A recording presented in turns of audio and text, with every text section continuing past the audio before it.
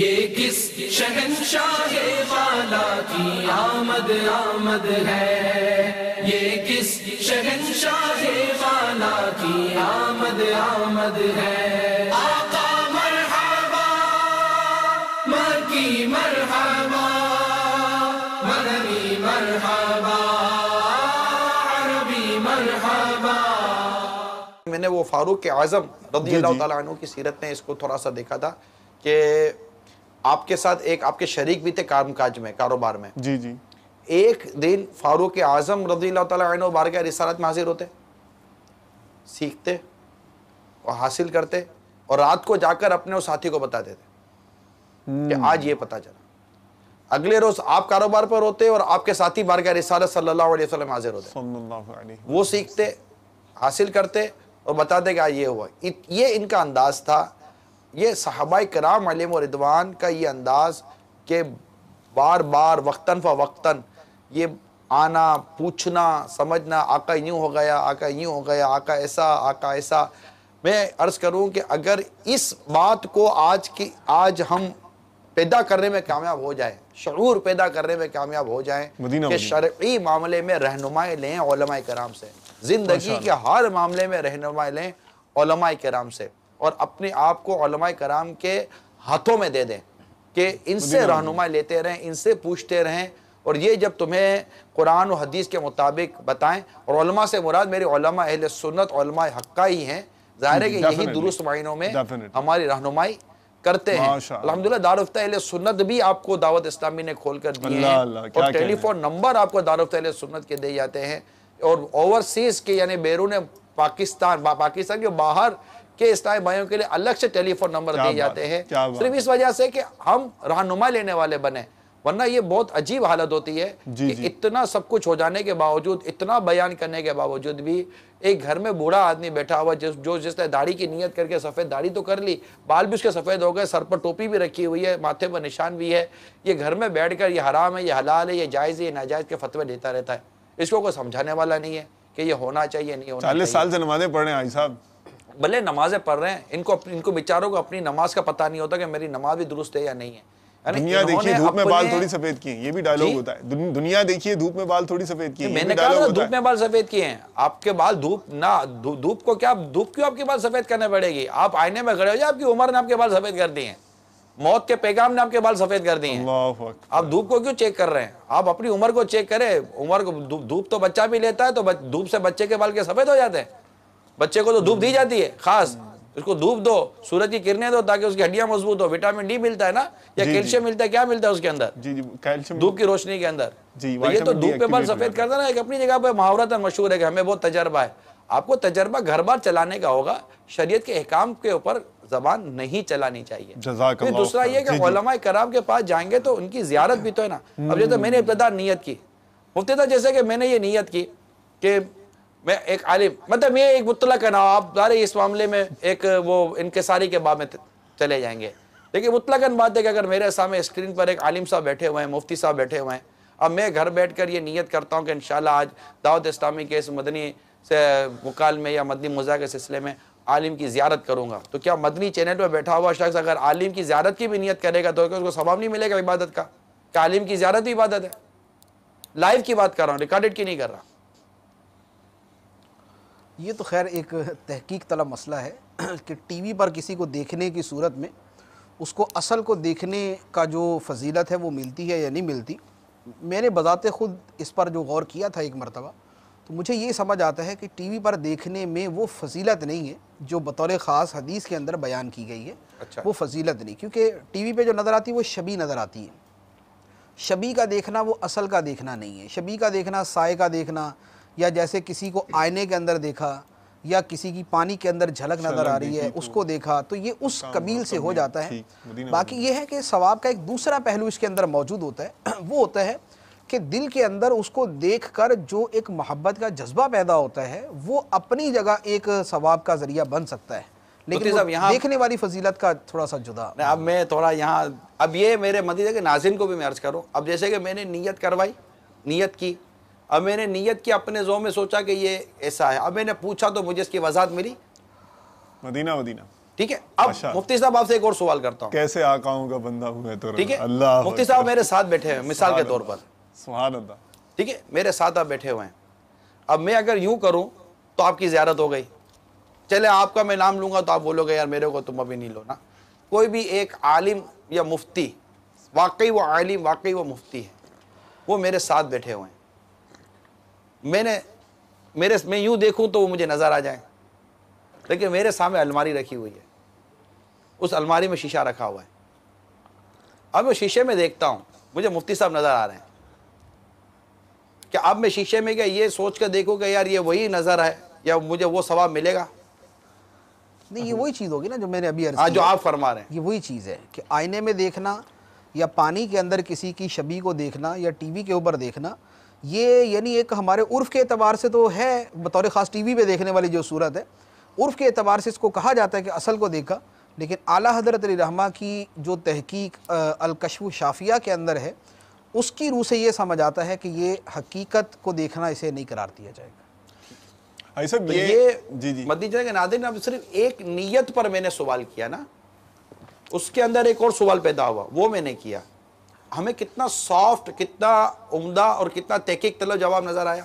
ماشاءاللہ. یہاں آئی صاحب نے عمل سے بھی ثابت کر دیا الحمدللہ, علماء سے پوچھنے کے حوالے سے. میں عرض کروں غلام صبح, حرام اور حلال کے جو یہاں بھی دیکھیں نا, میری غلط فہمی دور ہوئی نا. اللہ اللہ. آئی صاحب الحمدللہ یہی دعوت اسلامی کی مدنی ماحول کی برکتیں ہیں. مسئلہ یہ ہے کہ اگر ہم اس طرح یہ سوچئے کہ زندگی کے کتنے سوال جواب آپ کی زندگی میں روز مروز پیدا ہوتے ہیں, اگر ہم علماء کی طرف کیوں نہیں جاتے؟ تو میں یہاں پر اس جو موضوع ہمارا کافی یہ چلا ہے, ہمارے مدنی مکالمے کے آخر میں ایک ساتھ میں نے نیت کی ہے کہ جتنے بھی ہمارے مدنی چینل پر سوالات آئے ہوئے ہوں گے آج, چاہے وہ کسی بھی موضوع سے متعلق ہوں, میں انشاءاللہ کوشش میں ہمارے اسلام میں بھی سن لیں. آخر میں جب اس سلسلہ ہمارا اختتام پر ہوگا تو آخر میں ہم ساری کالیں لے لیں گے, جو جوابات مفتی صاحب کے لینے کے ہوئے انشاءاللہ ان سے بھی ہم لے لیں گے. ویسے میں نے قلم اٹھا لیا تھا کاغذ دے, لیکن چلیں آپ نے فرمایا تو آخر میں آخر میں لے لیتا کہ ہمارا موضوع مکمل ہو جائے. میں اس میں آئی صاحب یہ عرض کروں گا ماشاءاللہ, ایک سوال میں ٹاپک کے مطابق عموماً کوسچن نہیں ہوتے تو پھر وہ سارا موضوع رہ جائے گا. میں یہ عرض کروں گا آئی صاحب کہ ماشاءاللہ آپ نے ایک بہت پیارا ایشو جو ہے, وہ ایک بہت سینسٹیو ایشو آپ نے اٹھایا, اور بہت پیارے احسن طریقے سے الحمدللہ میں سمجھتا ہوں کہ امت کی خیر خواہی ہوئی, ذہن سازی ہو گئی, دونوں بزرگوں کے ملفوظات ہمیں مل گئے, نصیب ہو گئے الحمدللہ. علماء کے حوالے سے بہت زیادہ ایمفیسائز آج ہم نے الحمدللہ سلسلے میں کیا. کچھ اور ایسی ڈائمنشنز ہیں جو آپ ذہن میں سوچ کے لے کر آئے ہوں گے کہ یہ بعض ایسے سلگتے موضوعات ہیں کہ جس پر امت کو مدنی پھولوں کی پھوار جو ہے نا وہ پڑھنی چاہیے, اور تسلی آمیز کلمات کہنے چاہیے, دل ان کے وسوسوں سے خالی کرنے ہیں. تو میں چاہوں گا کہ آپ اس طرف بھی آپ لے کر جائیں, اور آپ کے حوالے سے بھی. نہیں ایسا خاص ذہن, میں اس طرف جاؤں گا جو مقصد کا جو ہمارا موضوع ہے وہ میوزک, موسیقی, اچھا گانے باجا, جی اس طرف پہ ضرور لے کے جاؤں, کیونکہ ایسا لگ رہا ہے کہ شاید جو سب سے زیادہ جس گناہ میں, جس برائی میں ہماری قوم all over the world مبتلا ہے, غالباً میں اس پہ شاید کہہ سکتا ہوں کہ میوزک سر فہرست ہے. اچھا, یعنی بالکل ایک چھوٹے بچے سے لے کر, اگرچہ نابالغ بچے کو گناہ نہیں ہوتا, لیکن ایک چھوٹے سے بچے سے لے کر جو بالکل پنگورے کے اندر, جھولے کے اندر جھول رہا ہے, اس بچے سے لے کر شاید اس شخص تک جس کے بارے میں کہا جاتا ہے کہ یار اتنے بڑا ہو گیا ہے کہ قبر میں پاؤں لٹک گئے اس کے. ایسا آپ نے ظاہر دعوت اسلامی کے مدنی کاموں کے لیے دنیا دیکھی ہے آپ نے, الحمدللہ سفر کیے ہیں آپ نے, تو ظاہر کا یہ کلچرل شاید ایک نہیں, ہم مفتی صاحب اس کی تائید کریں گے انشاءاللہ, کیونکہ میں ظاہر ہے کہ میں انہی کی تائید کے ساتھ ہی مکالمے کے ساتھ چلوں گا. مجھے لگتا ہے کہ شاید چاہے مرد ہو, عورت ہو, بچہ ہو, جوان ہو, بوڑھا ہو, ادھیڑ والا ہو, کسی قوم کا ہو, کسی نسل کا ہو, ایسا لگ رہا ہے کہ میوزک یہ ایک ایسی مطلب کہ عجیب و غریب قسم کی شے آ گئی ہے ہمارے معاشرے میں کہ اس سے بچنے والے الا ماشاءاللہ چند ہی اگر رہ گئے تو رہ گئے, یا تو وہ مطلب بادل ناخواستہ یا مجبوراً, یا تو وہ مبتلا ہو جاتے ہیں, مبتلا کر دیے جاتے ہیں, یا وہ شوق میں مبتلا ہیں. جیسے کہ ایسا لگ رہا ہے کہ یہ تھے کہ کان میں میوزک ڈالا جا رہا ہے, ہاتھ میں دیا جا رہا ہے, اور اس کو اس قدر پروموٹ کسی لیول پر کیا جاتا ہے، اتنا پروموٹ کیا جاتا ہے، اتنا پروموٹ کیا یعنی میوزک کو گویا کہ ایسا لگتا ہے کہ ایک طبقہ ہے کہ میوزک کو ناجائز سمجھنے کے لیے وہ تیار ہی نہیں ہے، اور میوزک کی وہ مختلف تشریحات اور الگ الگ شروحات کر کر الگ الگ انداز سے لاتا ہے، جبکہ ہم آقا صلی اللہ تعالی وسلم کی بعثت کا ایک مقصد بیان کر چکے ہیں، آلات موسیقی کے حوالے سے، میوزیکل انسٹرومنٹ کے حوالے سے، گانے باجے پر میں حدیث اتنی مطلب کہ وہ جگر شغاف حدیث میں بیان کر چکا ہوں، کیسا انداز تھا میرے آقا صلی اللہ تعالی علیہ وآلہ وسلم کا اس کو سمجھانے کے حوالے سے۔ تو اس حوالے سے میں تمام عاشقان رسول سے یہ مطلب مدنی التجا کروں گا کہ please please please my humble request, میری بالکل مودبانہ مدنی التجا کہہ دیں، ہر حوالے سے جو آپ لفظ چاہیں وہ اس کو لے لیجئے، اس طرح عمدہ لفظ میں ریکویسٹ کرتا ہوں، پلیز اپنے آپ کو کسی صورت میوزک سے نکالیے، بائی فورس نکالیے، کوئی صورت پیدا کیجئے کہ آپ کا نہ موبائل فون میوزک سنائے، نہ آپ کا مطلب کہ کوئی بھی ڈیوائس جو آپ کی، چاہے وہ لیپ ٹاپ ہو یا کوئی بھی ٹی وی کی اسکرین ہو، کوئی بھی چیز وہ آپ کو مطلب کہ یار اب تو موبائل میں تو اب سروس میں جاؤ، ہیلتھ سروس میں تو وہ ہولڈ کے نام میں میوزک سنا رہے ہوتے ہیں، اب تو سمجھ نہیں آتا کرے گا، مدد بھی ہیلپ لینے جاؤ تو بولتے پہلے ہمارا میوزک سنو گے تو تمہاری مدد کی جائے گی، ورنہ ہم تمہاری ہیلپ بھی نہیں کرتے، جاؤ جو کرنا ہے۔ مطلب ایسا عجیب و غریب حال ہے یار، مطلب کسی کمپنی میں فون کرو کہ جناب فلاں سے بات کروا دیجئے، پلیز ہولڈ ڈاؤن، ٹھا کر کے بٹن دبا لے جناب میوزک سنیے آپ، یہ سمجھ نہیں آ رہا۔ موبائل لینے جاؤ تو اسپیکر چیک کروانا ہے، جناب میوزک سنیے۔ بچے کا کھلونا لینے جاؤ، ارے مجھے ایک اسٹائی بھائی کا بیان مجھے پتا ہے، وہ کہہ رہا ہے میں تھک گیا بچے کا کھلونا لینے کے لیے کہ یار مجھے میوزک سے ہٹ کر، تو وہ کھلونا بیچنے والا بیچتا تھا، سائیکل چلا تو اس پہ سائیکل بچے کی میوزک، وہ کار چلے میوزک، کھلونا لو تو میوزک، کوئی بھی زمین پر رہنے والا ہو یا ہوا میں اڑنے والا ہو، وہ جب تک کہ اس میں میوزک نہیں بجے گا تو چم نہیں چلے گا۔ ارے جوتا چلا تو اس میں میوزک، ارے عجیب و غریب حال کر دیا میوزک نے۔ مفتی صاحب کچھ طرح طرح کی پیکنگ میں بک رہا ہے آئی صاحب، طرح طرح کی پیکنگ میں، روح کی غذا اور فنون لطیفہ، حصے لطافت کی کوئی چیز ہوتی ہے، لیکن اب تو بعثت کا مقصد بیان ہو رہا ہے نا، جی جی مقصد بعثت بیان ہو رہا ہے، احمد مصطفیٰ صلی اللہ تعالی وسلم کے مقصد کے تحت ہم اس موضوع کو لے کر آئے جی جی جی جی کہ اے عاشقان میلاد، اے عاشقان رسول، ہمارے نبی کا ارشاد ہم نے سنا اور آپ کی آمد کا مقصد ہم سن رہے ہیں، انہی مقصد میں میوزک سے بچنا ہے ہمیں۔ مفتی صاحب مزید وضاحت فرمائیں۔ ایسے کچھ سمپلی اسے یوں کہہ سکتے ہیں، جو جس موضوع کے اعتبار سے ہم کلام کر رہے ہیں، نبی کریم صلی اللہ علیہ وآلہ وسلم کی تشریف آوری کا مقصد، جن چیزوں کو سرکار علیہ الصلوۃ والسلام نے رواج دیا جی جی اور جنہیں پروموٹ کیا، فروغ دیا، انہیں فروغ دینا یہ سرکار علیہ الصلوۃ والسلام کی تشریف آوری کا مقصد تھا، تبھی آپ نے اسے فروغ دیا۔ صحیح۔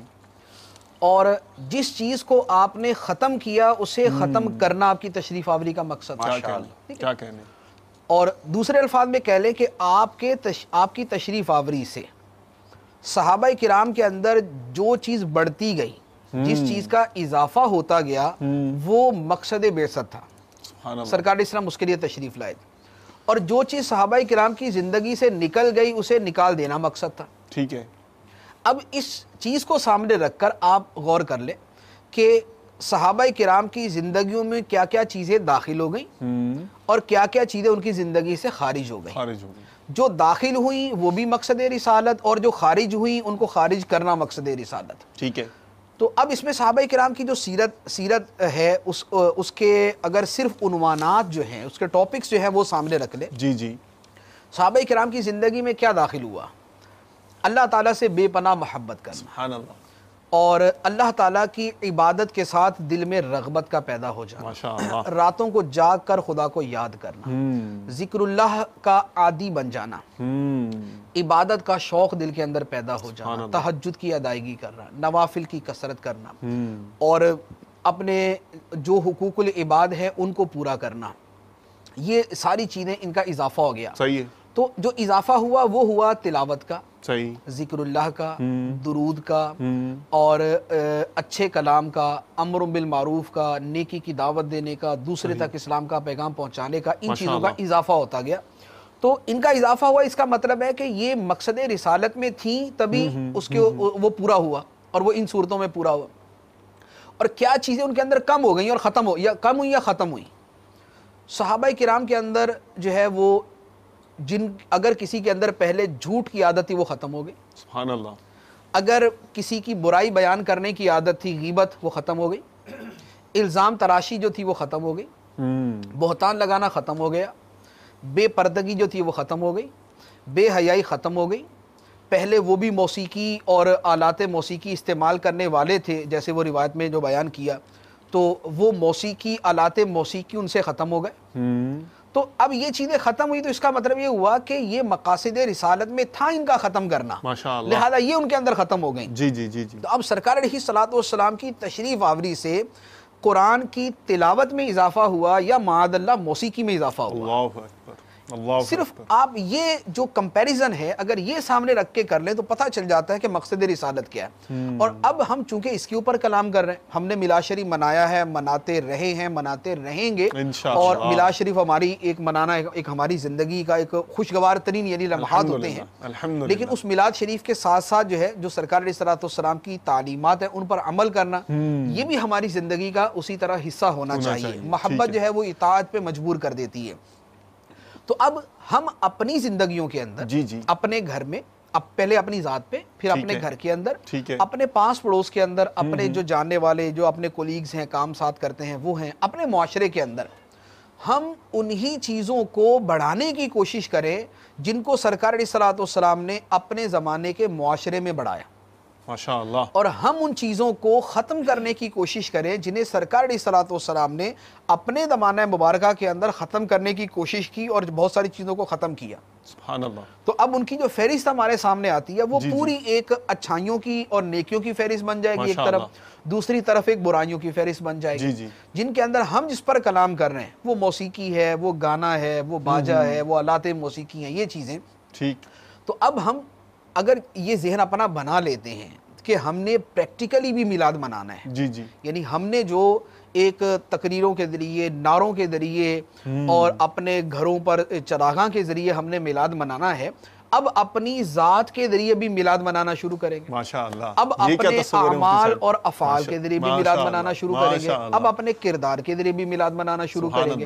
اب ہم اپنے قرب و جوار کے ماحول کے اندر اس میلاد کو پریکٹیکل جو ہے وہ کرنا شروع کریں گے. اچھا، ان پریکٹس لے کر آئیں. جی جی. تو اب ان چیزوں کو پھر آپ جتنا وسعت کے اندر لیتے جائیں وہ چیزیں سامنے آتی جائیں گی کہ صحابہ کرام کی زندگیاں ہمارے لیے ایک آئیڈیل چیز ہیں، ان کا معاشرہ ہمارے لیے آئیڈیل چیز تھی. اب وہی چیزیں ہمارے اندر پیدا ہو جائیں، وہ ہمارے معاشرے کے اندر پیدا ہو جائیں، تو ہم یہ کہیں گے کہ گویا ہم نے بھی مقصد رسالت کی تکمیل کے اندر اپنا کردار ادا کیا. یہاں پر ایک چیز میں عرض کروں گا کہ سرکار دو عالم صلی اللہ علیہ وآلہ وسلم جن مقاصد کے لیے تشریف لائے اس میں دو پہلو تھے. ایک یہ تھا کہ سرکار علیہ الصلوۃ والسلام اپنی ذات مبارکہ کی حد تک وہ کام کریں. ٹھیک ہے، اپنے ذات مبارکہ کی حد تک وہ کام کریں. اور اس کا دوسرا پہلو یہ تھا کہ آپ کے بعد آپ کی امت وہ کام کرے. آپ کی امت وہ کام کرے.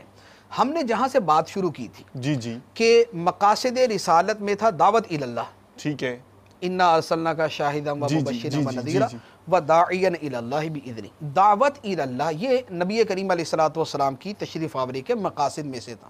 لیکن کیا یہ دعوت اللہ آپ کے دنیا سے تشریف لے جانے کے ساتھ ختم ہو جائے گا؟ صحیح ہے.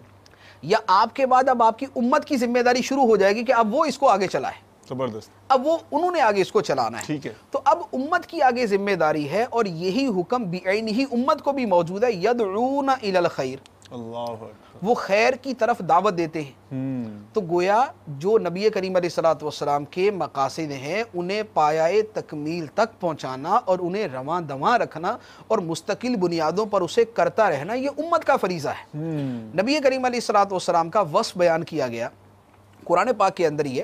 یہ سورہ اعراف کے اندر یأمرہم بالمعروف وینہاہم عن المنکر. نبی کریم علیہ السلام لوگوں کو نیکی کا حکم دیتے ہیں اور انہیں برائی سے منع فرماتے ہیں. یہ آپ کا وصف بیان کیا. تو کیا یہ نیکی کا حکم دینا اور برائی سے منع کرنا یہ آپ کی ذات کے ساتھ خاص ہے یا اب آپ کی نیابت میں آپ کی امت نے بھی کرنا ہے؟ آپ یقیناً یہی ہے کہ آپ کی نیابت میں یہی کام آپ کی امت نے کرنا ہے. تو گویا ان مقاصد کی تکمیل جو ہے جی جی اس کی ذمہ داری ہمارے اوپر بھی ہے. ٹھیک. سرکار علیہ الصلوۃ والسلام نے اپنی ظاہری زندگی کے اندر اسے جس حد تک پایا تکمیل کو پہنچانا تھا پہنچایا، لیکن اس کے بعد ہماری ذمہ داری شروع ہو گئی. اب یہ ہر مسلمان کی ذمہ داری ہے. دعوت الی الخیر، داعی الی اللہ ہونا، نیکی کی دعوت دینا، برائی سے منع کرنا، اب یہ آگے ہر مسلمان کی ذمہ داری ہے. ہر کوئی اپنے سٹیٹس کے مطابق، اپنی استطاعت کے مطابق اب یہ کام کرے گا. کوئی ہاتھ کے ذریعے، کوئی زبان کے ذریعے، کوئی دل کے ذریعے. اب جیسے یعنی ہم عام زندگی میں دیکھتے ہیں اس طرح سے کہ جسی عظیم ہستی ہوتی ہے اس کا کام بھی اسی حساب سے، اسی اسٹیٹس کے مطابق ہوتا ہے نا. تو اب سید عالم صلی اللہ علیہ وآلہ وسلم تو یعنی بعد از بزرگ تو یہ قصہ مختصر، بعد از خدا بزرگ تو یہ قصہ مختصر، وہ والا ان کا درجہ ہے. تو اب انہیں جو ہے دعوت الی اللہ کی طرف کی جو اللہ تبارک و تعالیٰ کی طرف سے ذمہ داری عطا کی گئی تھی، نیکی کی دعوت اور برائی سے منع کرنے کا، اب یہ اتنا عظیم الشان کام ہے. تو اس سے یعنی جب یہ فضیلت کا بھی، اس کام کی عظمت کا بھی پتہ چلتا ہے، اور جب یہ عظمت کا کام امت کے منصب کے مطابق امت کی طرف ٹرانسفر ہوا ہے تو اس سے امت کی فضیلت، اور پھر جو شخص اس سعادت کو پا لے، کرنے میں کامیاب ہو جائے، اس کی بھی کوئی فضیلت کا تصور ذہن میں آتا ہے، کوئی ایسا فضیلت، کوئی ایسا مل جائے، جوش آ جائے کہ شروع ہو جائیں سارے. دیکھیں قرآن پاک کے اندر ان کے بارے میں بڑی واضح طور پہ فرمایا وَمَنْ أَحْسَنُ قَوْلًا مِّمَّنْ دَعَا إِلَى اللَّهِ وَعَمِلَ صَالِحًا وَقَالَ إِنَّنِي مِنَ الْمُسْلِمِينَ.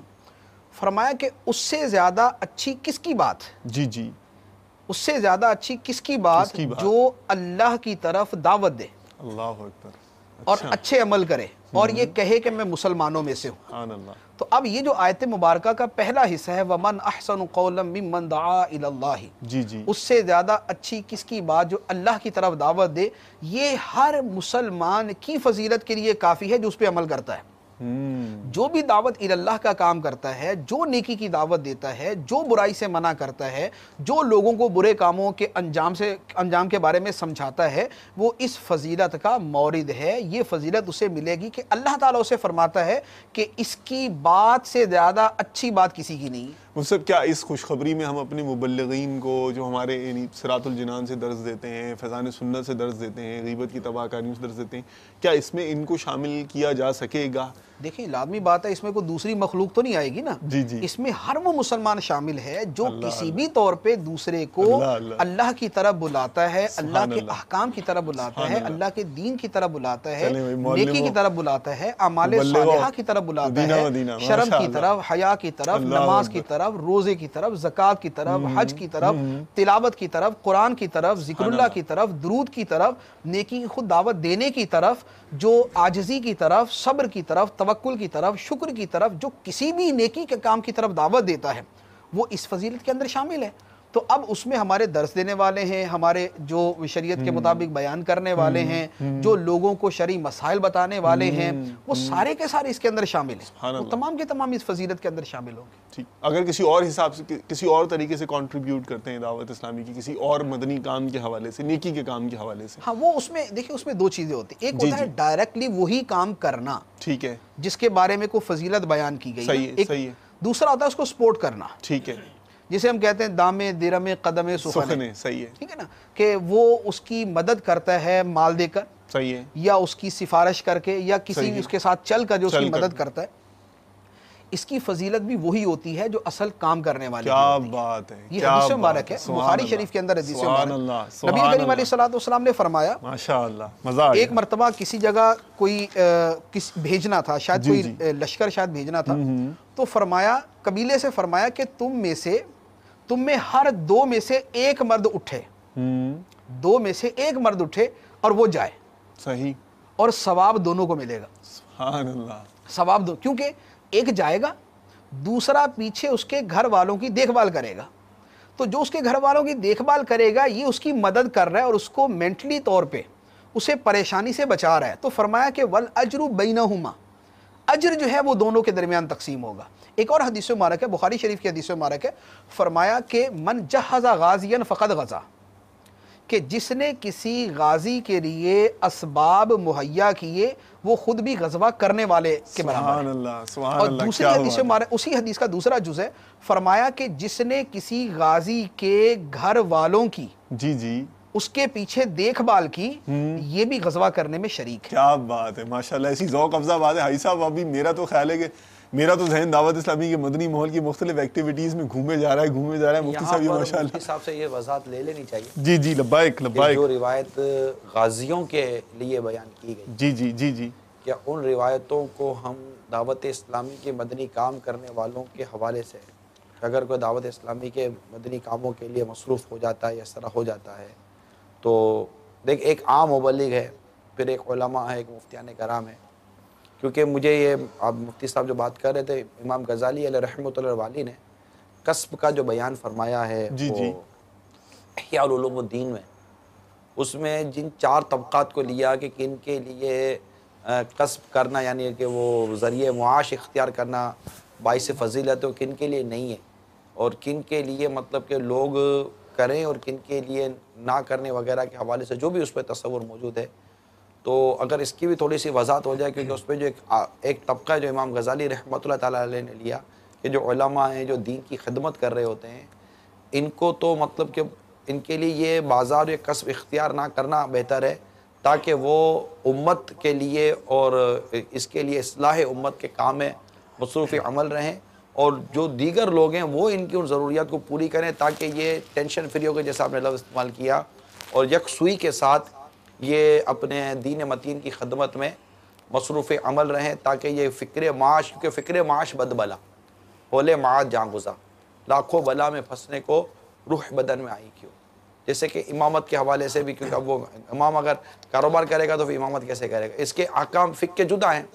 تو جو آپ نے ارشاد فرمایا ہے کیا اس کو کسی طور پر ہم دعوت اسلامی یا اس کے علاوہ بھی جو بھی اس وقت عاشقان رسول دنیا میں زمین میں کہیں بھی ہیں اگر وہ عاشقان رسول جو دین متین کی خدمت کے لیے اپنے آپ کو اللہ اور اس کے رسول کے حکم کے مطابق شریعت کے مطابق جی جی اگر اپنے آپ کو اس کے لیے کوئی مخصوص کرتے ہیں مختص کرتے ہیں اور کوئی ان کو جیسے اسپانسر یا اس کو اسپانسر کا لفظ کہہ لیں ہم اس کو کوئی ان کو اسپانسر کر لیتا ہے کوئی ان کی کفالت کر لیتا ہے کوئی ان کو بیک اپ دے دیتا ہے تو کیا یہ غازی والی جو روایت آپ نے ابھی بیان کی کیا یہ روایتیں ان پر بھی منطبق ہو سکیں گی یا نہیں ہو سکیں گی یا ہو سکیں گی تو کیسے ہوں گی؟ یہ تو سوال میرے ذہن میں پیدا ہو رہا تھا.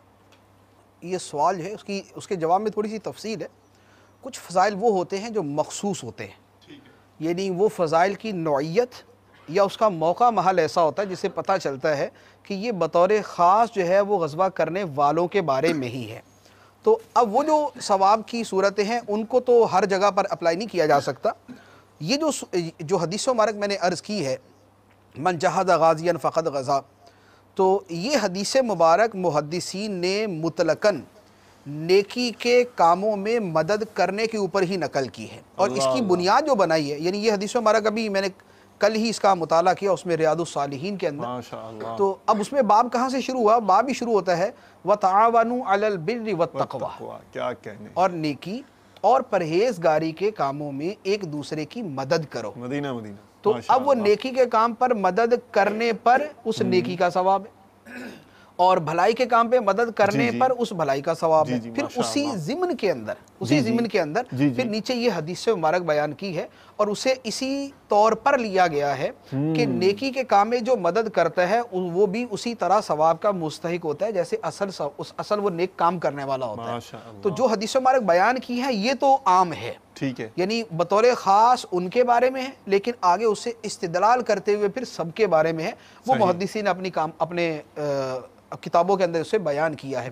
باقی یہ کہ کیا ہر جگہ کی حدیث ایسے منطبق کی جا سکتی ہے نہیں وہ دوسرا مسئلہ ہے. وہ کسی جگہ ہو سکے گی کسی جگہ نہیں ہو سکے گی. یہاں بھی وہی بات آ گئی غلام رسول بھائی لبائک ماشاءاللہ اپنے طور پر سوچ لینا جو ہے نا یہ درست نہیں ہے کہ حدیث پڑھی اس کے معنی نکالے اور کہا دیکھو ہمارے نبی نے یہ فرمایا صلی اللہ علیہ وسلم. بالکل مطلب کہ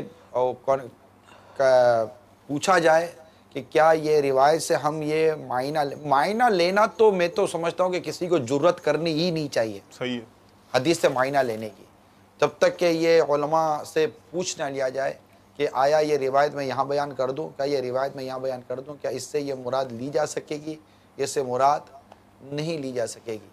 تو یہ ایک اچھا کانسیپٹ کلیئر ہوا نا. اب میں چاہوں گا کہ وہ مفتی صاحب وہ جو تھا کہ ہم الگ سے ہم یہ باسط کا مقصد جو تھا اس کو لیں گے علم اور حکمت اور اس کے اوپر اگر وہاں کچھ مدنی پھول سرکار صلی اللہ تعالی وسلم کی باسط کا مقصد جو تھا جی قرآن پاک کی جن آیات کو سامنے رکھ کے یہ سمجھ آتا ہے کہ مقاصد رسالت میں کیا کیا چیزیں داخل ہیں، اور یہ وہ یعنی آیت مبارکہ عرض کروں گا جس میں سرکار علیہ الصلوۃ والسلام کی ذمہ داریوں کا بیان ہے کہ آپ کو جو اللہ تعالیٰ نے بھیجا تو یہ ذمہ داریاں آپ کی تھی کہ آپ نے یہ کام کرنا ہے۔ اس میں یہ آیت مبارکہ تھی هُوَ الَّذِي بَعَثَ فِي الْأُمِّيِّينَ رَسُولًا مِّنْهُمْ يَتْلُو عَلَيْهِمْ آيَاتِهِ وَيُزَكِّيهِمْ وَيُعَلِّمُهُمُ الْكِتَابَ وَالْحِكْمَةَ وَإِن كَانُوا مِن قَبْلُ لَفِي ضَلَالٍ مُّبِينٍ، وہی ہے کہ جس نے امیوں کے اندر، ان پڑھوں کے اندر ایک رسول بھیجا انہی میں سے جو ان کے سامنے کتاب کی آیتوں کی تلاوت کرتا ہے اور انہیں پاک و صاف کرتا ہے اور انہیں کتاب اور حکمت سکھاتا ہے، اگرچہ یہ لوگ اس سے پہلے کھلی گمراہی کے اندر تھے۔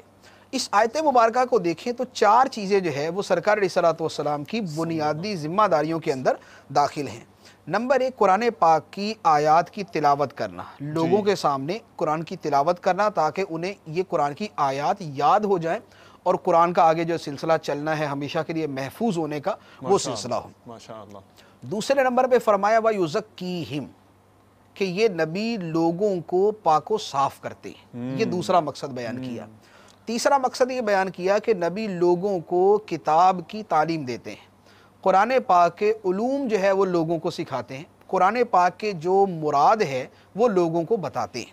اور چوتھی بات بیان فرمائی کہ لوگوں کو حکمت سکھاتے ہیں، وہ حکمت جو ہے وہ احادیث مبارکہ کی صورت میں ہمارے سامنے موجود ہے۔ یہ چار چیزیں جو ہے نبی کریم علیہ الصلوۃ والسلام نے یہ کی، اب آپ کی وراثت کے طور پر یہی کام امت کے ہیں۔ جو میں نے پہلے بات عرض کی کہ سرکار علیہ الصلوۃ والسلام نے جو کام کیا اس میں کچھ وہ ہیں جو آپ کے ساتھ خاص ہیں، صحیح، لیکن آپ کے جو مقاصد آپ کے بھیجنے کے ہیں وہ آپ کی امت کی طرف منتقل ہوئے کہ اب آگے یہ کام امت نے کرنا ہے۔ ٹھیک ہے۔ تو اب تلاوت آیات یعنی جس میں یعنی خود پڑھنا اور لوگوں کو قرآن سکھانا، یہ اب امت کی بھی ذمہ داری ہے۔ نبی کریم علیہ الصلوۃ والسلام نے تزکیہ نفوس فرمایا، یعنی دلوں کو پاک کیا۔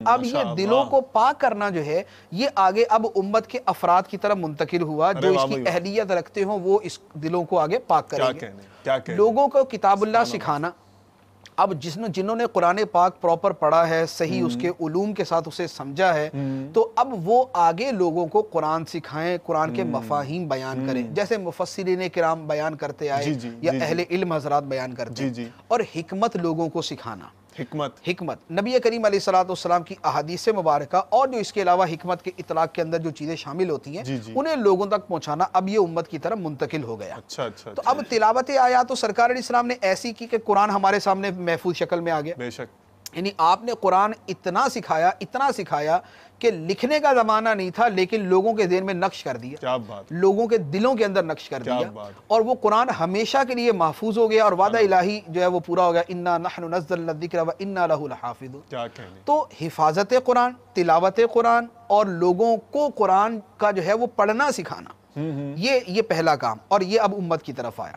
دوسرے نمبر پہ آ جائیں تزکیہ کی طرف۔ جی نبی کریم علیہ الصلوۃ والسلام نے تزکیہ کیا۔ تزکیہ وہ بنیادی شے ہے، آپ یوں کہہ لیں، یعنی چند الفاظ ایسے ہوتے ہیں کہ جو انتہائی جامعیت رکھتے ہیں، جن کا معنی اتنا وسیع ہوتا ہے کہ جن کے اندر یوں کہہ لیں کہ پورا دین آپ سمو دے۔ اچھا، مثال کے طور پہ ایک لفظ تقویٰ ہے، اب لفظ تقویٰ سے کون سی نیکی خارج کر سکتے ہیں؟ کوئی بھی نہیں، اللہ، ٹھیک ہے۔ اور لفظ تقویٰ کے اندر وہ کون سا گناہ ہے کہ جس کا چھوڑنا تقوی میں نہیں آئے گا؟ صحیح ہے، ٹھیک ہے۔ تو اعمال صالحہ، اعمال سیئہ، یہ تمام کے تمام لفظ تقویٰ کے اندر آ گئے۔ تو یہ تقویٰ جو ہے یہ ہمارے دین کی بڑی بنیادی اصطلاحات میں سے آپ کہہ لیں۔ سبحان اللہ۔ دوسرے نمبر پہ لفظ ہے جیسے اعمال صالحہ، ٹھیک ہے۔ اب کون سا اچھا عمل ہے جو اس کے اندر نہیں آئے گا؟ یہ ایک جامع ترین لفظ ہے، وہ سارے کے سارے آ جائیں گے۔ اور اعمال سیئہ یا اعمال قبیحہ، اس کے اندر سارے برے اعمال آ جائیں گے۔ اسی طرح کے الفاظ کے اندر یہ لفظ تزکیہ ہے، کیونکہ تزکیہ کے دو پہلو ہوتے ہیں، تزکیے کے دو پہلو ہوتے ہیں، ایک کو کہتے ہیں تحلی اور دوسرے کو کہتے ہیں تخلی۔ اچھا، تحلی کا مطلب ہوتا ہے مزین ہونا، زیور پہن لینا، ٹھیک ہے نا، زیور پہن لینا، صحیح ہے، مزین ہو جانا۔ اور تخلی کا مطلب ہوتا ہے خالی ہو جانا۔ مزین ہو جانا، سج جانا، سج جانا، جی، اچھے اخلاق کے ساتھ، سبحان اللہ. اسے کہتے ہیں تحلی بالفضائل. اچھا اچھا اچھا. یعنی جو فضیلت والی چیزیں ہیں، اس جو سے سج اچھے گیا. اخلاق ہیں، ان سے آدمی مزین ہو جائے، ٹھیک ہے. اس کے کردار اور اس کی ایک ایک چیز کے اندر وہ چیزیں ظاہر ہوں. ٹھیک ہے. اور تخلی عن الرذائل، جو رذیل چیزیں ہیں، گھٹیا چیزیں ہیں، ناپسندیدہ چیزیں ہیں، آدمی ان سے خالی ہو جائے. سبحان اللہ. ان دو کا مجموعہ تحلی بالفضائل اور تخلی عن الرذائل، ان دو کے مجموعے کا نام ہے تزکیہ. نبی کریم صلی اللہ تعالیٰ علیہ وآلہ وسلم کی تشریف آوری کا مقصد لوگوں کے سامنے ایک تو پریکٹیکلی اس تزکیے کو پیش کرنا تھا ماشاء اللہ. کہ سرکار دو عالم صلی اللہ علیہ وآلہ وسلم ہر فضیلت سے مزین تھے، بلکہ فضائل کو آپ نے مزین کر دیا، جو ہم پہلے بات کر رہے تھے. ٹھیک ہے. اور آپ ہر ناپسندیدہ کام سے محفوظ تھے، معصوم تھے. اللہ اللہ اللہ اللہ. یہ ہے آپ کی پریکٹیکل ذات مبارکہ، اور یہ ہے وہ جس کو اللہ تعالیٰ نے فرمایا لَقَدْ كَانَ لَكُمْ فِي رَسُولِ اللَّهِ أُسْوَةٌ حَسَنَةٌ، کہ تمہارے لیے رسول اللہ کی زندگی میں بہترین رول ماڈل موجود ہے، ماشاء اللہ. اسوہ موجود ہے، نمونہ موجود ہے. تو یہ ہے تزکیہ. اب سرکار علیہ الصلوۃ والسلام نے وہ اچھا، ایک تو آپ کی ذات مبارکہ مزکہ تزکیے والی. ٹھیک ہے. یہ تزکیہ آپ نے کیا صحابہ کرام کا، جو قرآن میں فرمایا وَيُزَكِّيهِمْ، کہ یہ نبی ان کو پاک و صاف کرتے ہیں. کیا کہنے. اب سرکار علیہ الصلوۃ والسلام نے پاک و صاف کر دیا صدیق اکبر رضی اللہ تعالیٰ عنہ، سبحان اللہ. عمر فاروق رضی اللہ عنہ، کیا بات. عثمان غنی رضی اللہ عنہ، علی المرتضیٰ رضی اللہ عنہ، حضرت طلحہ کو، حضرت زبیر کو، حضرت عبد الرحمن بن عوف کو، حضرت زید بن ثابت کو، جتنے بھی صحابہ کرام ہیں آپ نے اس کے حسب مرتبہ تزکیے کے ساتھ اس کو نوازا. ٹھیک ہے. اب وہ تزکیہ کیا تھا؟ پاک کو آپ نے جو پاک و صاف کیا، وہ کیا پاک و صاف کیا؟ جی جی جی. ان کی آنکھیں پاک کر دی برا دیکھنے سے. کیا بات ہے. سبحان ان کے کانوں کو پاک کر دیا برا سننے سے. اچھا. ان کی زبانوں کو پاک کر دیا برا بولنے سے. سبحان اللہ. ان کے دلوں کو پاک کر دیا برا سوچنے سے. کیا بات ہے. ان کی سوچوں کو پاک کر دیا برے خیالات سے. اللہ اللہ. ان کے ہاتھوں کو پاک کر دیا ظلم کی طرف بڑھنے سے اور برائی کی طرف بڑھنے سے. ان کے پاؤں کو پاک کر دیا برائی کی طرف چل کر جانے سے. یہ سرکار علیہ الصلوۃ والسلام نے ان کے ظاہر و باطن کا تزکیہ فرمایا، ان کے ظاہر و باطن کو پاک فرمایا. اور یہ وہ تزکیے کا پہلو ہے جو سرکار علیہ الصلوۃ والسلام سے منتقل ہو کر آپ کی امت کے ان افراد کی طرف آیا جنہیں ہم جو ہے اولیاء کرام یا جنہیں ہم اہل تقوی، صالحین، صدیقین، یا جو صحیح مرشد ہیں، جو سچی دین کی تعلیم دینے والے ہیں، یہ ان کی طرف منتقل آیا.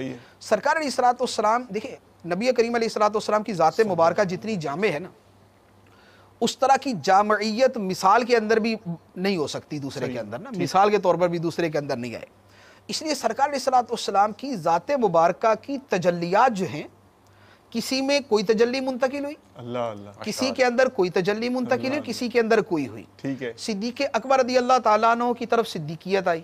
سبحان اللہ. عمر فاروق رضی اللہ تعالیٰ عنہ کی طرف تجلی عدالت تشریف لائی. اللہ اللہ. عثمان غنی رضی اللہ تعالیٰ عنہ کی طرف تجلی سخاوت آئی. سبحان اللہ. علی المرتضیٰ رضی اللہ تعالیٰ عنہ کی طرف تجلی شجاعت، تجلی عبادت آئی. کیا بات ہے. عبداللہ ابن عباس رضی اللہ تعالیٰ عنہما کی طرف تجلی فہم قرآن آیا. سبحان اللہ. ٹھیک ہے. عبداللہ ابن مسعود کی طرف تجلی فقہ آئی. تو یوں سرکار علیہ السلام کی تجلیات بکھرتی ہوئے ہیں. اب امت کے اندر جو علماء ہیں، اب ان علماء کو جب دیکھیں گے تو ان کے اندر بھی ایسا نہیں ہوگا کہ سب میں وہ ساری باتیں ہوں. اچھا. آپ کو وہ ملیں گے کہ جن کی طرف تجلی آئی یتلو علیہم آیاتہ کی. اچھا اچھا. کہ تلاوت آیات، قرآن سیکھنا، قرآن سکھانا، قرآن پڑھانا، وہ اسی کے اندر ساری زندگی گزر گئی. اچھا اچھا اچھا اچھا. کسی کے اندر تجلی تزکیہ آئے گی. اچھا اچھا اچھا اچھا اچھا. کہ ان کی ساری زندگی لوگوں کا تزکیہ کرتے گزری، لوگوں کے دلوں کو پاک کرتے ہوئے گزری، ان کے ظاہر و باطن کی اصلاح کرتے ہوئے گزری. کسی کے اندر تجلی تعلیم کتاب آئی. سبحان اللہ. مفسرین نے تفسیریں لکھ دی، قرآن کی شروحات بیان کر دی، قرآن کے معنی کو بیان کر دیا، یہ وہ تجلی ہے. کسی میں تجلی حکمت آئی کہ محدثین تھے تو حدیثوں کی انہوں نے شرح بیان کر دی اور وہ سارے کے اندر چلے گئے. تو یہ تو ایک فضیلت کے اعتبار سے ہم نے کلام کیا، لیکن جو ہم اپنی ذمہ داری کے اعتبار سے دیکھیں گے وہ یہ ہے کہ سرکار علیہ الصلوۃ والسلام جب تلاوت آیات آپ سے امت کی طرف آئی، تزکیہ آپ سے امت کی طرف آیا، تعلیم کتاب آپ سے امت کی طرف آئی، تعلیم حکمت آپ سے امت کی طرف آئی، اب امت آگے اس کو پہنچاتی ہے یا نہیں، یہ وراثت ہے. ٹھیک ہے. سرکار اسلام کی وراثت صحابہ کرام سے لے کر تا قیام قیامت جو بھی مسلمان ہیں سب کے لیے. سبحان اللہ، آپ کی وراثت سب کے لیے. صحیح ہے. تو صحابہ کرام تک سرکار علیہ السلام نے پہنچا دی, صحابہ کرام نے پوری دیانت کے ساتھ اسے آگے پہنچا دیا اس وراثت کو, وہ وراثت تابعین نے آگے دیانت سے پہنچا دی. اب ہم اس زمانے میں مسلمان ہیں, صحیح. اب وہ وراثت جو ہے سرکار علیہ السلام کی ہمارے پاس ہے, صحیح. تو ہم اس وراثت کو آگے منتقل کرنے میں صحیح. باپ اپنی اولاد کو, حکمران اپنی رعایا کو, اور ماں جو افسر ہے وہ اپنے ماتحتوں کو, جو سپریم ہے وہ اپنے جونیئر کو, سینئر اپنے جونیئر کو, یہ وراثت منتقل کرنے کی طرف جاتا ہے یا نہیں. پھر یہ ہے کہ بذات خود وہ چیزیں ہماری ذات کے اندر ہیں یا نہیں. صحیح ہے. تلاوت آیات سرکار علیہ السلام کی سنت, سبحان اللہ. قرآن نے بیان کر دی کہ سرکار کی سنت ہے. صحیح ہے. اب یہ تلاوت آیات ہمارے اندر ہے یا نہیں؟ ہے یا نہیں ہے, کوشچن مارک. تزکیہ یہ اب ہمارے اندر ہے یا نہیں؟ ہم اپنی ذات کا تزکیہ کرتے ہیں. صحیح ہے. کیا ہم اپنے قلب کی اصلاح کرتے ہیں؟ کیا ہم اپنے اعمال کی اصلاح کرتے ہیں؟ کیا ہم اپنے ظاہر و باطن کی اصلاح کرتے ہیں؟ کیا ہم اپنی نگاہوں کو, کانوں کو, زبان کو, ہاتھوں کو, اپنے پاؤں کو پاک کرتے ہیں؟ سوچنا ہے. اور ہم دوسروں کو پاک کرنے کی کوشش کرتے ہیں. یہ عظیم سنتوں میں سے یہ وہ سنت ہے جس کو قرآن نے فرمایا وَيُزَكِّيهِمْ, سرکار اسلام کی سنت. تعلیم کتاب, ٹھیک ہے, قرآن سکھانا, یہ جو سنت مبارکہ ہے, کیا یہ ہم سے آگے چل رہی ہے؟ کیا ہم اس سنت پہ عمل کر رہے ہیں؟ تعلیم حکمت جو ہے, سرکار علیہ السلام کی احادیث مبارکہ دوسروں تک پہنچانا, حکمت کی باتیں دوسروں کو بتانا, یہ جو سنت مبارکہ ہے, کیا ہم اس پر عمل کرتے ہیں یا نہیں کرتے؟ تو ہم نے اس آیت مبارکہ پر اس اعتبار سے بھی غور کرنا ہے. سرکار علیہ السلام کی فضیلت بھی ہے اور آپ کی سنت بھی ہے. اب فضیلت کے اعتبار سے تو سرکار علیہ السلام نے ان پر کما حق عمل کر لیا, جیسا ہونا چاہیے تھا ویسا کر دیا, لیکن اس کے بعد اس وراثت کو ہم آگے منتقل کرنے میں اور بذات خود عمل کرنے کے اندر ہماری کیا حیثیت ہے. تو اب یہ جو مقصد بعثت ہے, یہ جو مقصد رسالت ہے, اب اس پر تھوڑا سا ہم اگر ڈیٹیل کے اندر ہم اگر خود غور کریں تو پھر ہمیں پتہ چلے گا کہ اس مقصد کو پورا کرنے میں ہم کتنے کامیاب ہیں. ٹھیک. مصعب, اگر اب یہاں پر جو موجودہ زمانے کی حالت ہے, ہم لوگوں کی حالت ہے, اس کی حالت پہ ظاہر پر کلام, اور اس کے بعد پھر اس کا ریمیڈی, اس کے لیے کیا یعنی وہ ہونا چاہیے.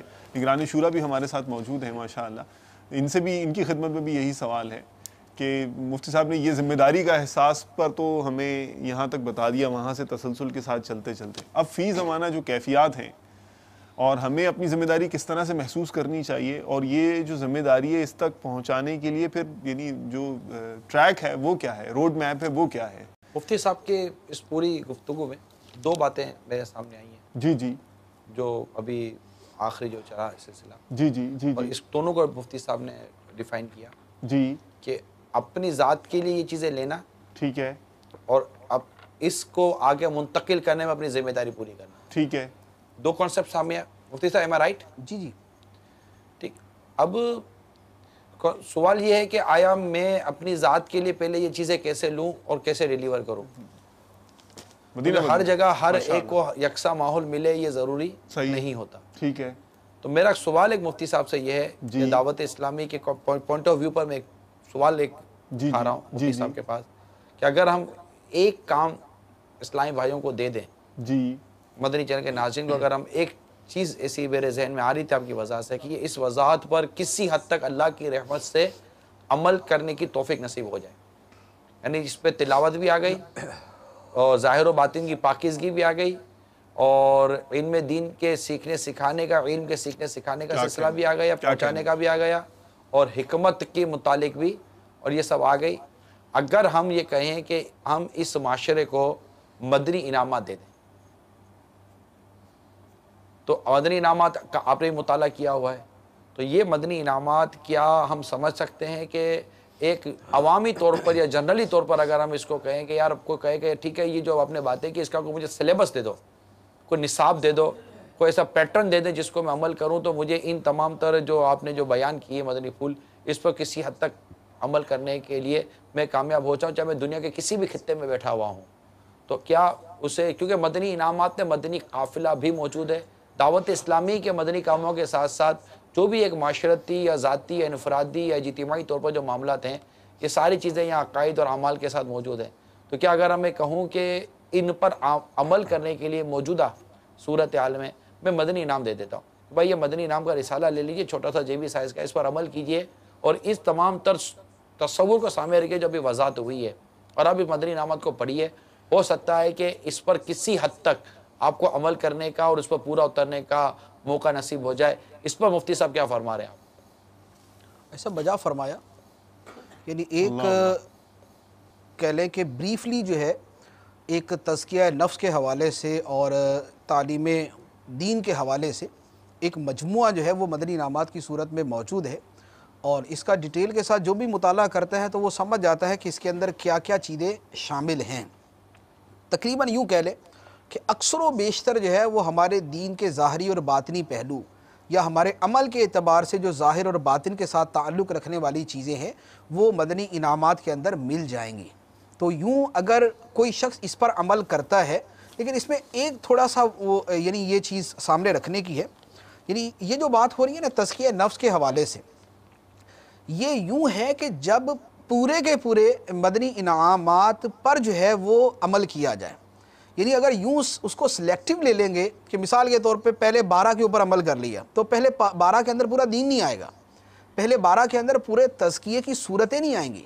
لہٰذا اس میں جو اول تا آخر ہے وہ سارے کا سارا لیا جائے. یوں تو ہے کہ آدمی سٹیپ بائی سٹیپ عمل کرنا شروع کرتا ہے، یکدم شاید اس کے لیے تمام کے تمام پر عمل کرنا مشکل ہو، تو وہ اپنی زندگی میں جو ہے وہ رفتہ رفتہ جو ہے وہ سارے کے سارے شامل کر لے.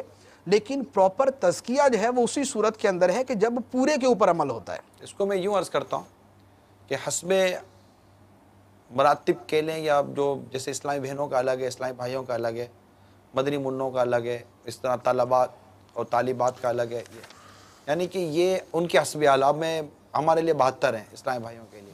تو ایک ذہن میں ایک بات آتی ہے کہ یہ گویا کہ ایک 72 مدنی جڑی بوٹیوں کا بنا ہوا معجون شفا ہے، جسے ایک ٹائم فریم کے ساتھ، ایک ٹائم پیریڈ کے ساتھ اگر اس کو مستقل طور پر اس کے بتائے گئے طریقہ کار کے مطابق استعمال کیا گیا تو انشاءاللہ تبارک و تعالی ایک ٹائم فریم کے اندر آپ کو اس معجون شفا سے ظاہری باطنی معاملات میں شفا نصیب ہو سکتی ہے. مدینہ مدینہ بھی درست ہے مفتی صاحب؟ جی ایسا بجا فرما رہے ہیں. اور یہ میں عرض کروں گا، یہ کس شہنشاہ والا کی آمد آمد ہے، یہ کس شہنشاہ والا کی آمد آمد ہے. آقا مرحبا، مکی مرحبا، مدنی مرحبا.